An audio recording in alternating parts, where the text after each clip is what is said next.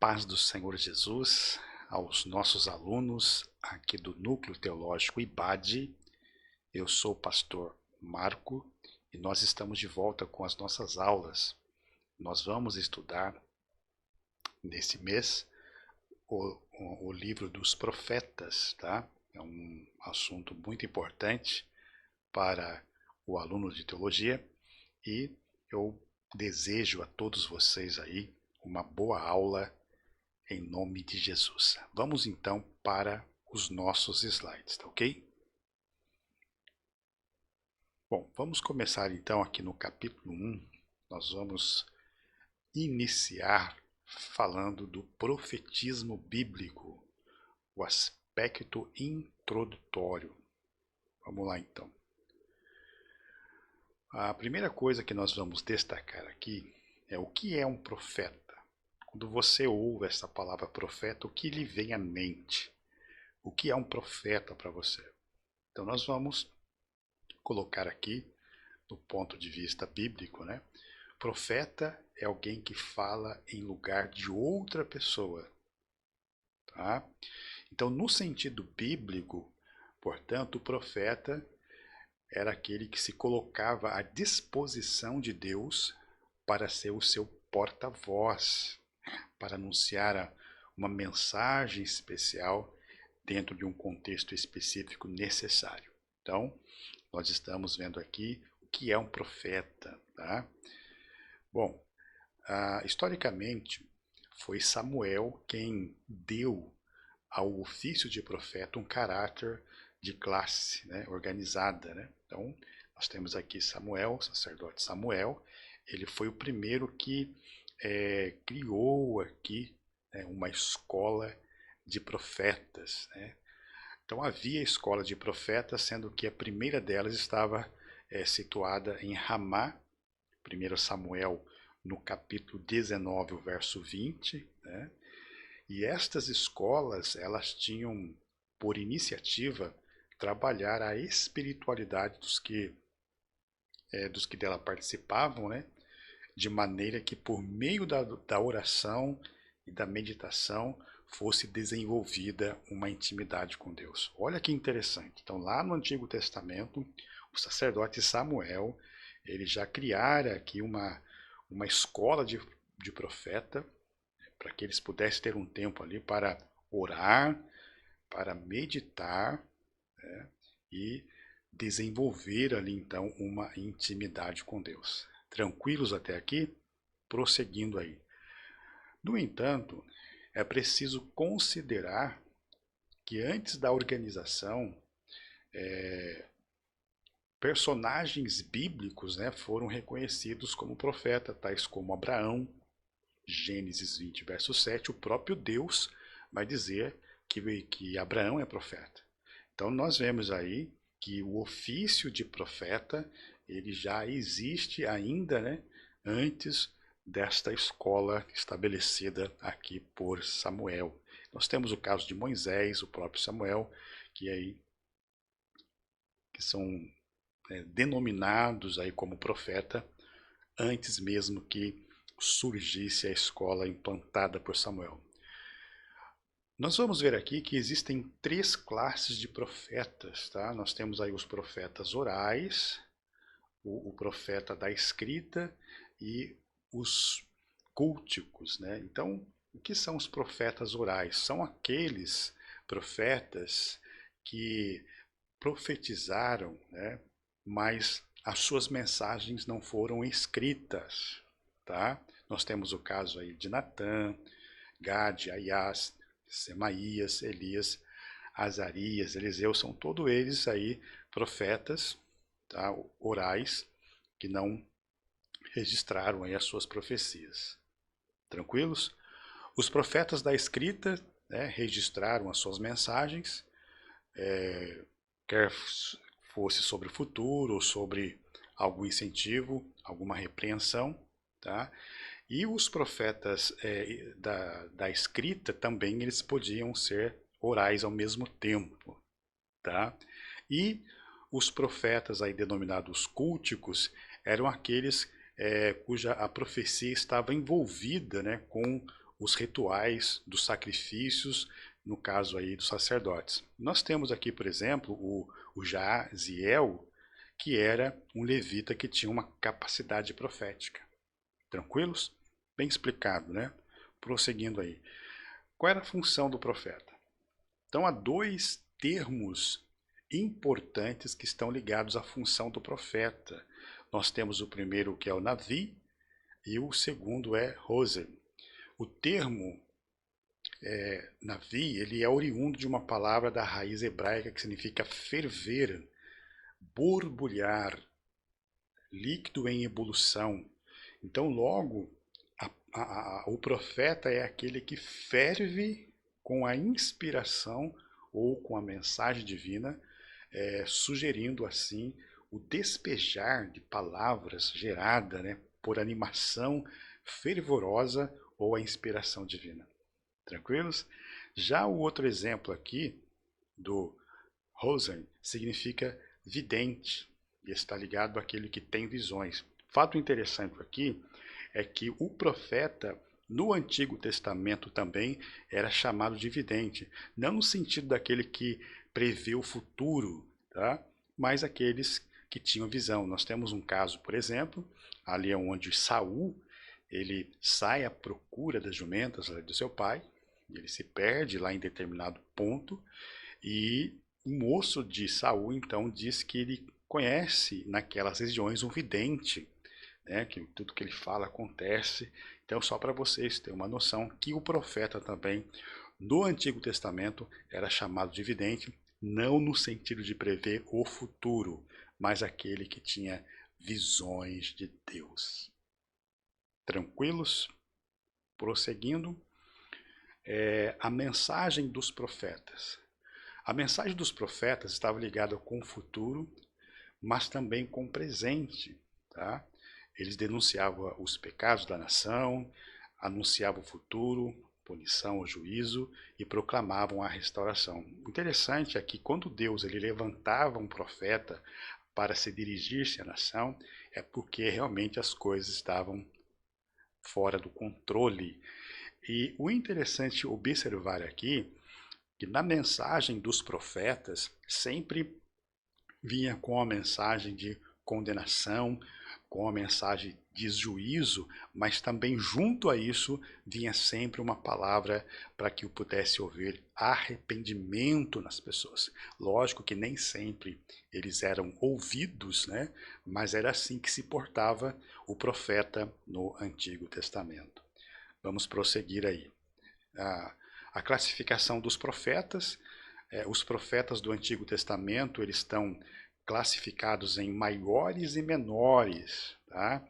E esta forma de apresentar os profetas, ela não está em nada ligada ao grau, né, de significado ou importância dos profetas. É bom destacar isso aí, né? A gente tem visto aí essa divisão, profetas maiores, profetas menores, e não está relacionado à sua grandeza, posição, mas sim no conteúdo, naquilo que foi escrito. Tranquilos? Então, vamos prosseguindo aí. Os profetas maiores, eles estão subdivididos em duas categorias. O pré-exílicos e os exílicos, né? Ou seja, aqueles que profetizaram antes do cativeiro e aqueles que profetizaram no cativeiro. Então, nós temos aqui, por exemplo, Isaías, Jeremias, são considerados pré-exílicos, pois eles profetizaram antes que Jerusalém fosse destruída e o povo levado cativo para a Babilônia. Porém, nós temos um detalhe interessante aqui, que Jeremias, ele é pré-exílico e é exílico ao mesmo tempo, porque ele profetizou antes e ele vivenciou isso, tá? Jeremias, então, ele é exílico também. Ele é pré-exílico e é exílico também, tá? Bom, agora nós temos aí os pré-exílicos, né? Aqueles que profetizaram depois do cativeiro. Né? Nós temos aí Jeremias, também, Ezequiel, na verdade aqui Jeremias, Ezequiel, Daniel são chamados exílicos, né? Ou seja, todos eles aqui profetizaram durante o cativeiro. Ficou claro até aqui, irmãos? Então, devido a isso, são chamados de profetas do cativeiro. Prosseguindo. Os profetas menores, eles estão subdivididos também em duas categorias, os pré-exílicos e os pós-exílicos. Então nós não temos nenhum denominado de profetas menores profetizando dentro do exílio, tá ok? Então a referência para a subdivisão é o cativeiro babilônico, tá? E o profeta pré-exílico são Oséias, Joel, Amós, Obadias, Jonas, Miqueias, Naum, Abacuque e Sofanias. E esses profetas menores são pré-exílicos, ou seja, eles profetizaram antes do cativeiro babilônico. Só corrigindo aqui que eu inverti a ordem, tá? Então, repetindo aí para você não perder. Oséias, Joel, Amós, Obadias, Jonas, Miqueias, Naum, Abacuque e Sofonias são considerados aí profetas menores que profetizaram antes do cativeiro babilônico. Agora nós temos aí a outra divisão, os pós-exílicos, são aqueles profetas que profetizaram depois do cativeiro babilônico, e são eles Ageu, Zacarias e Malaquias. E esses três foram mensageiros do Senhor no período da reconstrução de Jerusalém. Tranquilos? Prosseguindo aí, no capítulo 2, nós vamos falar do profeta Oséias e vamos mostrar aqui o imensurável amor de Deus. Vamos lá. Bom, Oséias era conhecedor da história de todo o cenário que envolvia o Reino Norte. Olha que interessante, né? Inclusive a topografia daquela região. Então, Oséias era daquela região e conhecia muito bem a situação em que se encontrava a nação. E isso demonstra que ele pode ter sido morador daquela localidade também, devido a estes textos aí que nós estamos expondo aí, ok? A sua mensagem, ela abrangeu o Reino Norte, com capital em Samaria, e também no Reino Sul. Olha só, então nós temos o profeta Oséias profetizando tanto para o Reino Norte, tanto para o Reino Sul, e a capital aqui do Reino Sul era Jerusalém, já vista que a nação já tinha sido dividida. Tranquilos? Bom, o ministério de Oséias ele foi extenso e duradouro. Embora os autores da literatura teológica não apresentem com exata precisão as datas, né? Sabe-se que ocorreu no oitavo século antes de Cristo, abrangendo o reinado de vários monarcas importantes registrado nas Sagradas Escrituras, que são ele, o rei Uzias, Jotão, Acás e Ezequias, em Judá, Jeroboão II em Israel. Prosseguindo aí, o tema de Oséias. Então, o tema que reflete o livro do profeta Oséias é o grandioso e implacável, majestoso amor de Deus para com seu povo. Israel, a nação escolhida, mesmo sendo rebelde, agindo na contramão de todos os propósitos estabelecidos para si, experimentou a graça, o amor de um Deus justo e bondoso. Interessante, né? O amor de Deus revelado na palavra de Deus, na história de Israel, através aqui do profeta Oséias, é uma coisa muito importante. Bom, qual era o contexto histórico, então, nessa época? Conforme observou-se acima, o povo de Israel era uma nação dividida. Quando Jeroboão II e Uzias reinavam, Oséias começou a profetizar. E nos dias de Jeroboão II, Israel desfrutava de paz na política e tempos de prosperidade. Olha que interessante. Então, na vida material, né, na vida política, na vida social, eles estavam prósperos. Dificilmente eles iam ouvir alguma profecia de condenação nessa época. Mas no que diz respeito à sua vida espiritual, né, veja bem aqui, então nos dias de Jeroboão, né, Israel desfrutava de paz política em tempos de prosperidade. E a questão é que ao mesmo tempo em que havia paz e prosperidade, a nação estava entregue à corrupção moral e a espiritualidade estava em estado fétido, né? Putrefato, né? Então estava podre aquela nação. Estavam gozando o período de... Olha, isso aqui é interessante, irmão. Estavam gozando o período de prosperidade, mas a vida espiritual decaída. Então, o que nós aprendemos aqui de antemão? Que prosperidade não significa aval de Deus. Prosperidade nem sempre é Deus na causa, né? Tomemos um cuidado aí. Bom, o contexto religioso e espiritual. A nação de Israel ela encontrava-se em estado deplorável, como já dissemos, né, do ponto de vista espiritual. As alianças políticas, né, formadas com os povos vizinhos tornaram um solo fértil para a propagação da idolatria e o culto a Baal. Esta era a realidade, então, do contexto. Uma análise dos principais aspectos do livro de profeta Oséias, que é diante do quadro de infidelidade de Israel, Deus ordenou que Oséias contraísse um matrimônio, né, para formar aí a sua prole. Então nós temos o texto bíblico que diz assim: disse, pois, o Senhor a Oséias, vai e toma mulher de prostituições e filhos de prostituição, porque a terra se prostitui, desviando-se do Senhor. E foi Oséias e tomou a Gomer, filha de Diblaim, e ela concebeu e deu à luz a um filho. Vamos lá. Este texto tem despertado variadas interpretações, tá? Então há uma inúmera quantidade de interpretação que se dá ao livro do profeta Oséias, né? Pois há os que afirmam que Gomer poderia ter tido relações com outros homens antes do casamento, haja vista que a prostituição imperava naquele período, tá? Há também os que defendem o pensamento de que a sua infidelidade aconteceu tempos depois do casamento. Olha só.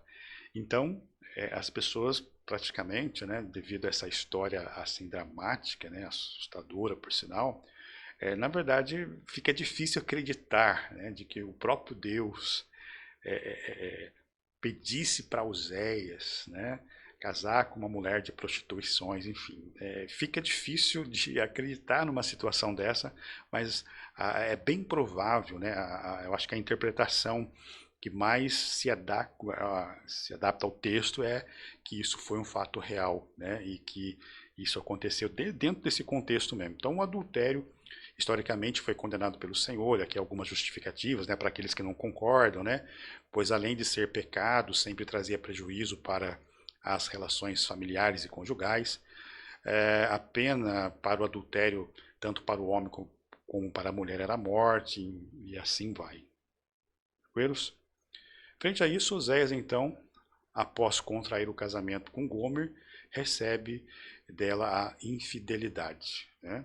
O importante aqui é que Deus ele quer mostrar através daquela situação, tanto para o profeta como para a nação. As pessoas conheciam Oséias, sabiam que ele era profeta, que ele era um mensageiro do Senhor. Então a mensagem de Oséias tem impacto, né, para ele que profetizava e para as pessoas que ouviam Oséias também causavam impacto. Bem verdade que eles não dão ouvido, né, a isso que Deus está fazendo, mas essa mensagem ela tem um impacto porque ela passa pela vida do profeta. Amém, irmãos? Isso é muito importante. Do relacionamento de Oséias com Gomer surgiu 3 filhos, né? Que nós temos aí o Jezreel, que significa Deus espalha, Lo-Ruama, que significa desfavorecida, e Lo-Ami, que significa não meu povo. Então, quando Jezreel nasceu, Deus sinalizou a destruição da casa de Jeú. Lo-Ruama fazia referência à misericórdia de Deus que estava afastado do povo. E, por fim, Lo-Ami sinalizava que o Senhor trataria o seu povo com rejeição por um tempo, para que Israel se arrependesse dos seus feitos e voltasse a ele. Tranquilos? Prosseguindo aí então, no capítulo 3, nós vamos falar do Joel, o profeta Joel. O profeta Joel vai falar do juízo de Deus. O juízo de Deus ele vem. Tá? Então, esse povo não vai ficar impune de forma alguma. Deus está falando através dos profetas, eles não dão ouvido, e cada hora Deus manda um profeta dizendo do juízo, o juízo vem.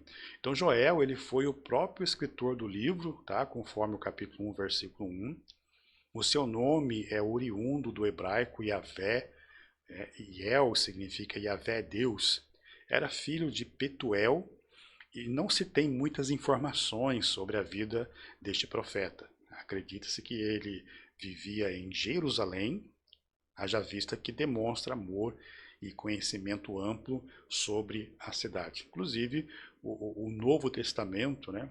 Inclusive no Novo Testamento, Joel é citado apenas em Atos, no capítulo 2, do 16 ao 21, quando acontece ali a descida do Espírito Santo. O Pedro, né, ele vai ser usado por Deus aqui para dizer que esse ato, esse acontecimento é as profecias do profeta Joel que está se cumprindo. Amém, irmãos? Que maravilha, né? Outro fator que merece atenção é que Joel é referenciado por outros profetas pré-exílicos, tais como Amós, Isaías e Miqueias. Tá? Então o livro deve ter sido produzido ou escrito na região de Jerusalém ou de Judá, lugar onde ele profetizou a palavra do Senhor. Bento e Plácido, né, são escritores que comentam sobre o assunto, reiteram que há várias citações do profeta sobre o santuário em Jerusalém. Outros sim, sua mensagem é de juízo para o Reino Sul, embora Judá ainda não tivesse caído em completa devassidão espiritual. Judá foi caindo aos poucos, né? E ele pode ter sido contemporâneo de Oséias e Amós, que profetizaram no Reino Norte. Tranquilos? Qual era o tema do livro de Joel? O tema do livro de Joel é o dia do Senhor. Tá? Ele permeia todas as partes de sua mensagem, tornando o tratado mais sistemático, ou seja, colocando ordem, né? Em ordem a sequência sobre o assunto em todo o Antigo Testamento. Então a expressão dia do Senhor trata de um período em que o juízo de Deus se manifestará sobre aqueles que se levantaram como inimigos, né? Então, todos aqueles inimigos que se levantaram contra Israel dentro do período babilônico, eles vão ser também punidos, não só os inimigos, mas como os próprios ali, né? Os judeus serão também punidos. Então, quem usou esse termo, primeiramente, foi o profeta Obadias, cerca de 20 anos antes de Joel, já falava sobre isso. Qual era o contexto histórico? O contexto histórico da profecia de Joel, ela envolve momentos delicados que a nação estava atravessando. Tiro, Sidom, Filistia fizeram frequentes incursões militares a Israel. Então, veja bem, e além disso, a seca assolava a terra por longos dias e, para completar, gafanhotos invadiram toda aquela região, causando severos problemas econômicos. Então veja bem que a nação ela vai entrando no caos, ela vai entrando no castigo de Deus, como uma forma de que eles pudessem enxergar a realidade e voltar-se para Deus, mas a cada dia o povo se aprofundava no pecado e na rebeldia contra Deus, né?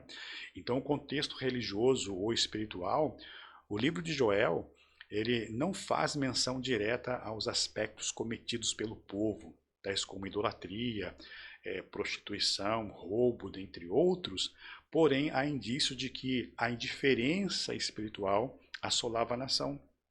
Portanto, Deus usa o profeta para chamar o povo ao arrependimento.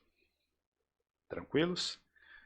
Análise dos principais aspectos do livro do profeta Joel. Conforme foi observado o dia do Senhor, um dos elementos do profundo impacto do livro de Joel, né? Porém, na segunda parte do livro, o profeta é usado por Deus para trazer uma mensagem de esperança, a promessa de que o Espírito seria derramado sobre toda a carne. Lembra como eu disse no começo, que o profeta, sempre quando era mencionado ou era direcionado para profetizar uma nação, ele sempre tinha uma mensagem de juízo, né? Uma mensagem de condenação, mas também uma mensagem de arrependimento para que o povo pudesse voltar-se para Deus. Joel está sendo bem claro aqui nessa situação. Por fim, no capítulo 3, Joel profetiza a queda de todos aqueles que se levantaram contra Israel. Tiro, Sidom, Filistia, receberiam punições por seus pecados e as nações seriam convocadas para uma batalha final, o juízo final chegaria. Tá? Então Deus prometera que se vingaria contra os povos que se levantaram contra Israel no cativeiro. Historicamente, Israel foi escravizado pelos egípcios, né? Depois pelos assírios e pela Babilônia. Então todo esse povo aí também ia ser castigado por Deus, né? De uma maneira. Já no capítulo 4, nós vamos falar do profeta Amós, o resgate da verdade na adoração e na justiça. Tranquilos? A autoria, local e data de Amós. Amós ele foi escrito, Amós foi escrito do livro que leva o seu nome, conforme revelam as escrituras, né?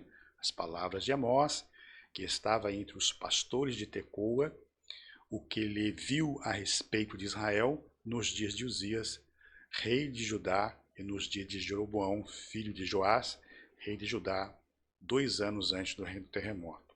Okay? Amós era natural de Tecoa, cidade de Judá, que distava a cerca de 10 quilômetros de Belém e 15 quilômetros de Jerusalém. Sua família não era sacerdotal, tá? Como era o profeta Jeremias. Ele não estava nos palácios, como Isaías. Antes, a sua função era de cuidar do rebanho, onde pastoreava as suas ovelhas, também apanhava figos silvestres. Então, Amós foi o profeta aqui do campo, né? Como diz o texto aqui, ele não andou nos palácios, como fez Isaías, né? E quando ele começou a profetizar, ele foi questionado para profetizar lá para o seu povo. Então ele fala que eu não era profeta, nem filho de profeta, mas o Senhor me chamou a profetizar, né? Mensagem interessante. O registro bíblico aponta que Amós escreveu no século 8 a.C., quando reinava Uzias em Judá, tá? Jeroboão em Israel, sendo que escreve 2 anos antes de um terremoto, né? E que os estudiosos apontam que ocorreram no ano 760 a.C. O tema de Amós, ele profetiza sobre importantes aspectos vexatórios que envolviam a nação de Israel, comprometendo-a profundamente com o pecado. Era evidente a corrupção moral que envolvia a nação, a começar pelos líderes, né, políticos e religiosos, desencadeando no povo com práticas absolutamente contrárias à lei do Senhor. Outros sim, os pobres eram oprimidos e a injustiça social rolava, né, em larga escala, né? É um quadro de um cenário que parece nos dias que estamos vivendo hoje, né? Contexto histórico.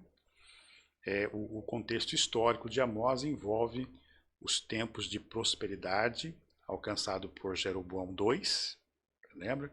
E por meio deste rei, o reino ampliou-se, gerando-se consequentemente muitas riquezas, pois assim como seu pai Joás, né, ele tinha restabelecido os termos ou as fronteiras de Israel. Outro fator revelante diz respeito à paz que havia em Judá, entre as nações vizinhas, e a própria Síria estava contida. Haja vista que Nínive tinha se arrependido dos seus atos após a pregação de Jonas, né? Por conta disso, os ricos viviam regradamente de forma luxuosa. Então esse era o contexto histórico, né?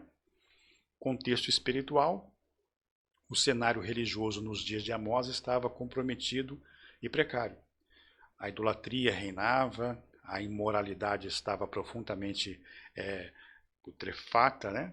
E a decadência moral era imperativa naqueles dias. A nação decidiu andar pelos caminhos da apostasia e da negação do verdadeiro culto a Yahvé. E essa apostasia, que era evidenciada por a rejeição obstinada e contínua da mensagem profética de Amós, recebe a promessa de castigo divino.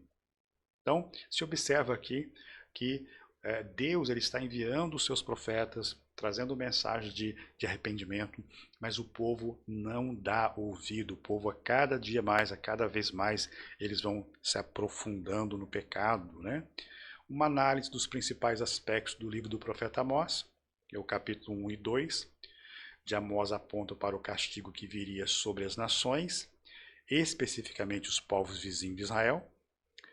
O Senhor Deus é justo e haverá de julgar com imparcialidade as nações, incluindo Judá e Israel.